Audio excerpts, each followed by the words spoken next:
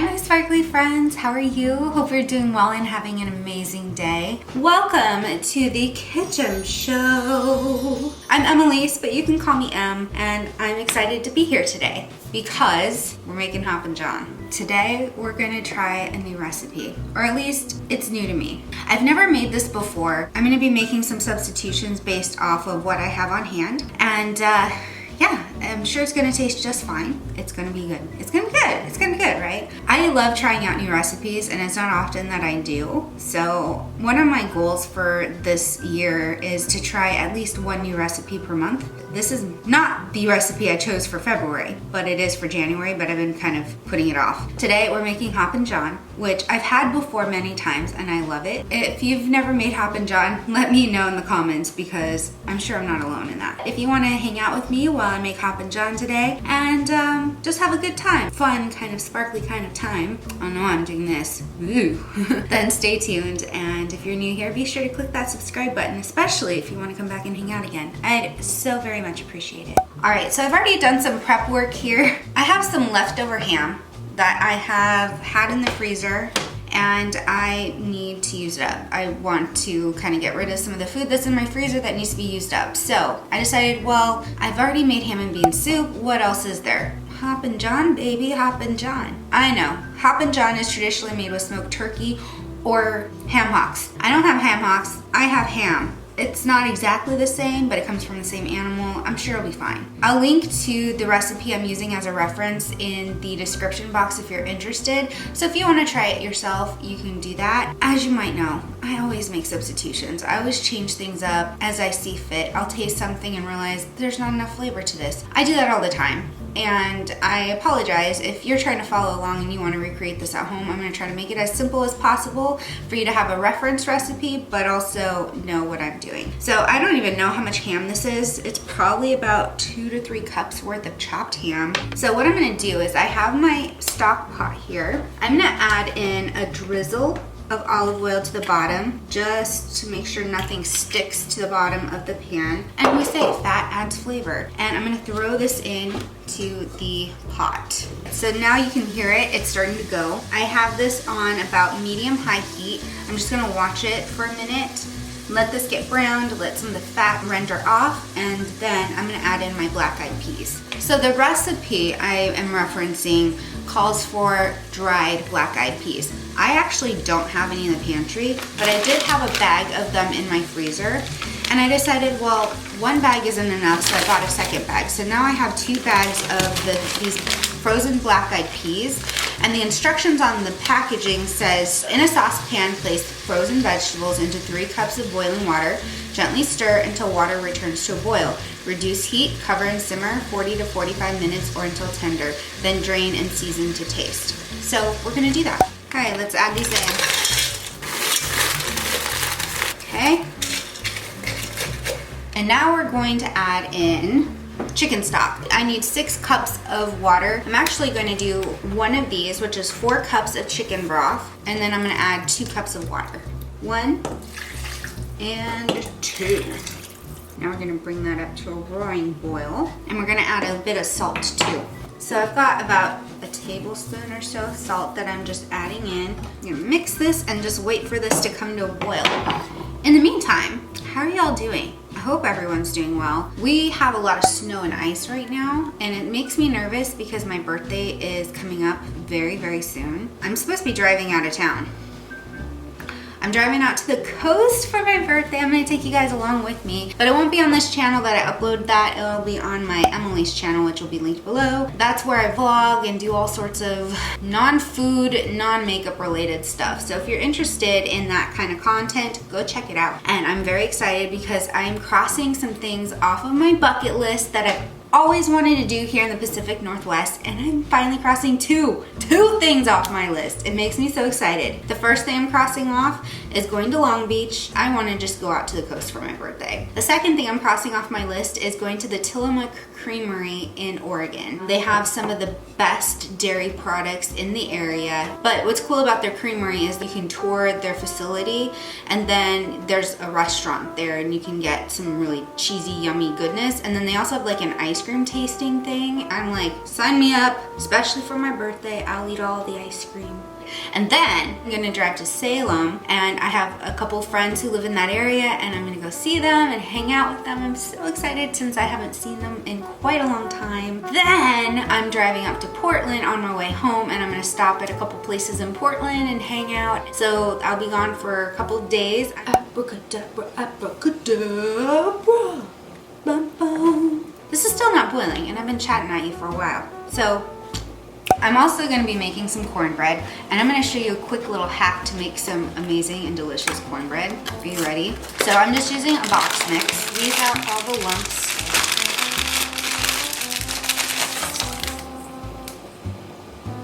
Well, I guess that's one way to open a package. Shoot, have it all over the stove. This is not going to be fun to try to get up. Okay, we're going to take a fork and just get all these clumpies out then that way. Alright, so here's for the hack. I have a can of cream corn. I'm going to pour the whole can in here. Instead of following the instructions, I'm going to sub out the milk for the canned corn because this is adding plenty of liquid. 1 egg. And then I'll mix this up really well. Okay, we are steamy and boiling over here, and it smells really good. But I just reduced the heat down to a simmer, and I'm gonna cover this and let that cook. I preheated my oven to 400 degrees, and I'm going to make some cornbread, corn muffins more specifically, just like the package tells me to do. It says fill the muffin cups 2/3 and then bake 15 to 20 minutes or until a golden brown. That's normal. We'll release some of that air. The boil's coming down a little. I'm gonna let this simmer for about 35 minutes and then I'll check it. We'll be back. We'll be back. Hello again. I'm back. Of course, for you, it was just a second or two. But for me, it's been about 45 minutes or so. I have let these cook down. So these black-eyed peas are tender to the touch, which is perfect. We'll uncover it and let this sit. Now I have a bowl of prepared veggies. I have red bell pepper, onion, and I also have the whites of 2 scallions in here because the recipe calls for scallion greens at the end. I figured why waste the whites when I can just use it in the rice. Now I have a separate pot. This might be a little small, and unfortunately I don't have any other pots to use that are big enough. This is just gonna have to do. Bring this up to about a medium heat. Add some butter. I'm gonna do a drizzle of olive oil as well. And now I'm gonna start adding in my diced onion. I cut up 2 red bell peppers because that's what I have in the fridge that needs to be used up. I might not use all of the red bell peppers just because it's a lot. So I'm gonna let this get toasty.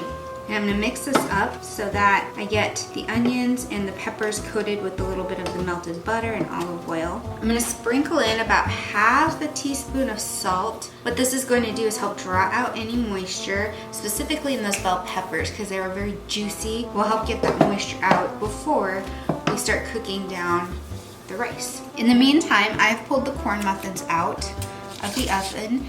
This is what they look like, and look how tender they are.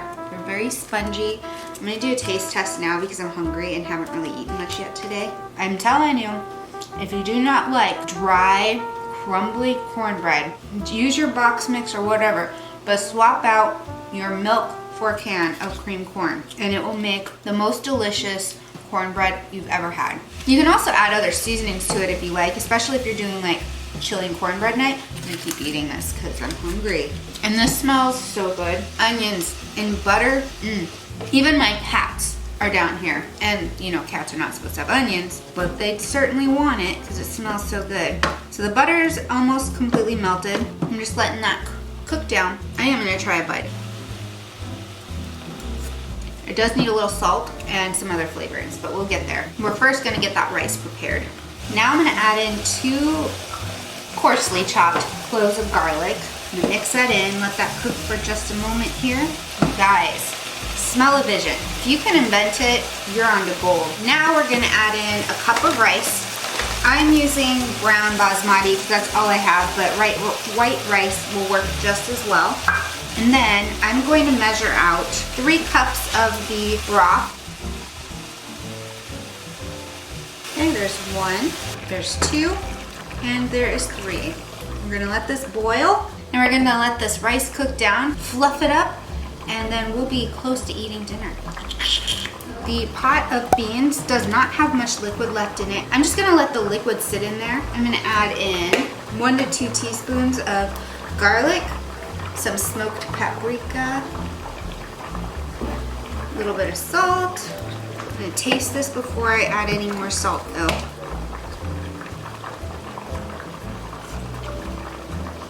Perfect, so I added in about a tablespoon of salt. I'm gonna add the rest of the salt in my hand to the rice. And also note with the rice, use the instructions given to you on your rice container. Don't just blindly follow what I'm doing if you have white rice or brown rice, because you might overcook or undercook or not have enough liquid. Woo-wee. And so you know, my drink of choice, because it's so steamy hot in here, is a tropical fruit sparkling water with a splash of lemon juice. And I'm back. Did you miss me? Probably not. Again, only a couple seconds. But for me, it's been about 20 or so minutes. The rice is ready. As you can see here, it just needs a little fluffing up, and we are ready to serve. And I'm so excited because I am hungry. I've been waiting to eat a proper meal all day. How I'm gonna serve this up is I'm gonna take a ladle of the rice, put it in my bowl, a ladle of the beans and the ham, put it over the top, and then I'm gonna sprinkle some green onion on it. All right, we are set, so let's go ahead and try this. I outdid myself with this. Why have I not made this sooner?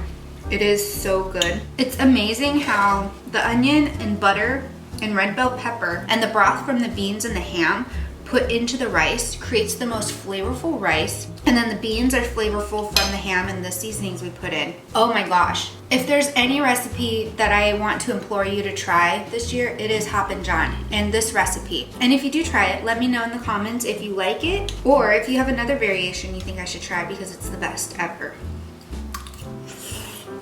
Ha ha ha. I'm so excited to have my dinner, so I'm gonna run and jet and do all the stuff. I'm gonna go enjoy my dinner now. And then I'm gonna enjoy a hot bubble bath because I deserve it. Thanks so much for hanging out with me today. Let me know if you end up trying this recipe, or if you have other recipes you wanna see me try because you're curious to know what my thoughts are. And if nobody's told you today, you are amazing and I appreciate you. And I will see you all in the next video. Stay kind and stay sparkly. Mwah. Bye.